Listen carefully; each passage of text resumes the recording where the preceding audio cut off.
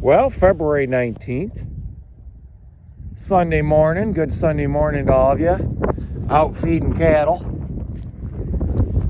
I always wondered, besides the good bristly type texture of the eastern red cedar leaves, is there a reason why cows rub the living hell out of this and knock it down when there's all sorts of other brush they can be rubbing up against? With cedar, they'll take small trees like this, literally knock them right down to the ground.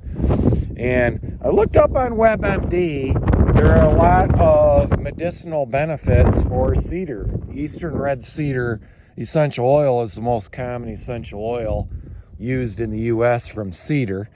I have an aunt that still uses to this day. She's in her 70s. She had chemotherapy and she uses cedar wood oil, essential oil on her hair, and she's credits it with making her hair grow back. I mean, she got a lot of hair.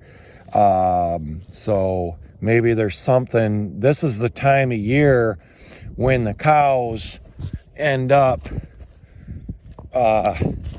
getting lice on them. You know, some type of dermatitis, either caused by, some type of parasite. It could be lice, ringworm, something like that. Doesn't happen every year. I don't see really any bare patches right now, but it seems like late February, March is when you'll see the lice on the cows. And I did pour-on for years, and I also would do livestock dust, and it had no effect on whether or not anybody got lice. Matter of fact, I have not dewormed in years. In this pasture setting, it's a lot easier not to have a worm problem when you're not in a smaller area, obviously. But I do fecal test once every few years to see if I was onto something, and it didn't show high enough numbers to deworm, because I remember being at a Michigan State Extension seminar, and this professor there was doing a talk on.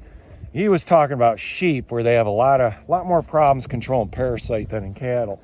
But he said some of the ivermectin, when they compared it to control groups, was as effective as water.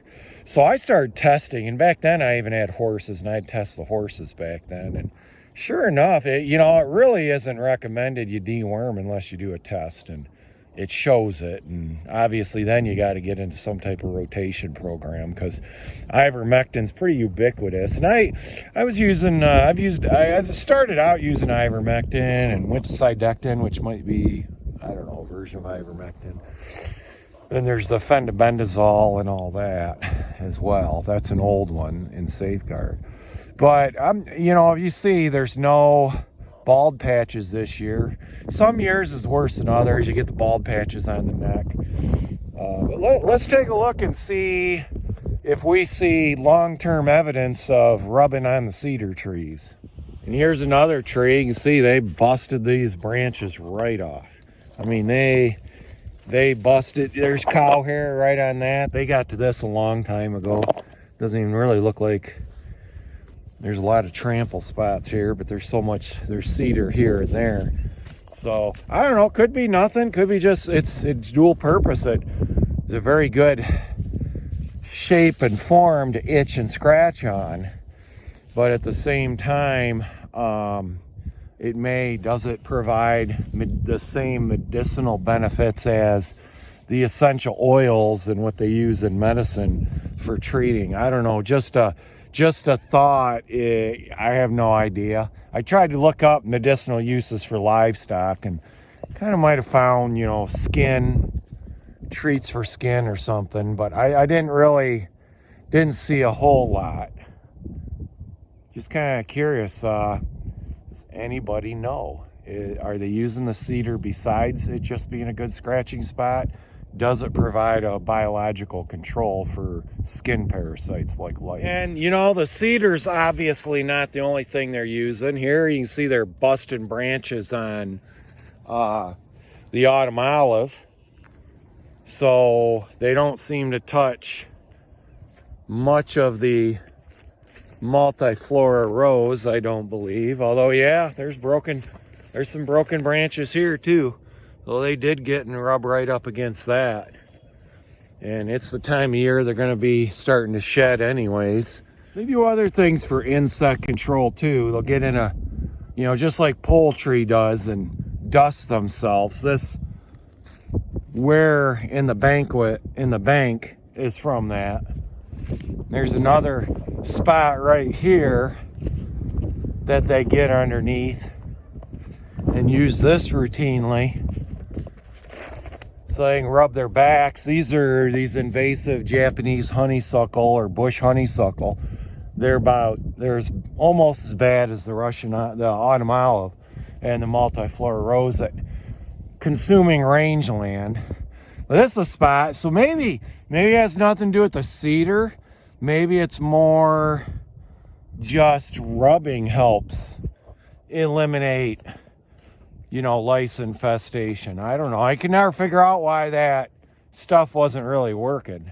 Here's a big red cedar that I made an oiler here. I used to make these years ago. They still rub against it.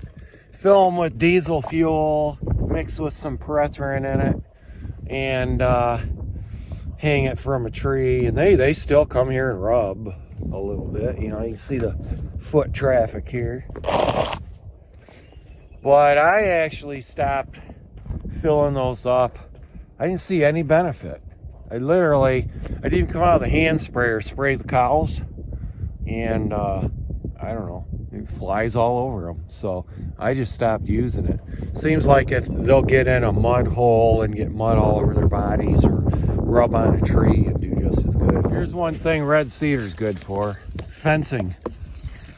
Kind of a pain though. You always got to, it's got a lot of trimming you got to do on the branches. Those branches don't self-trim or don't self-prune.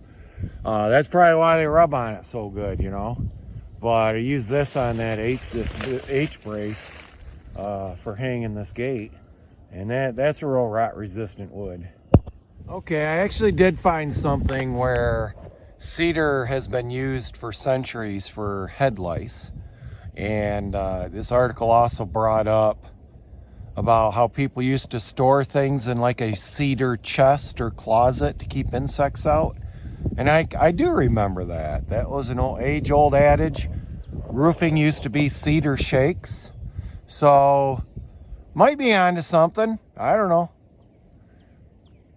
Like to hear what everybody else thinks.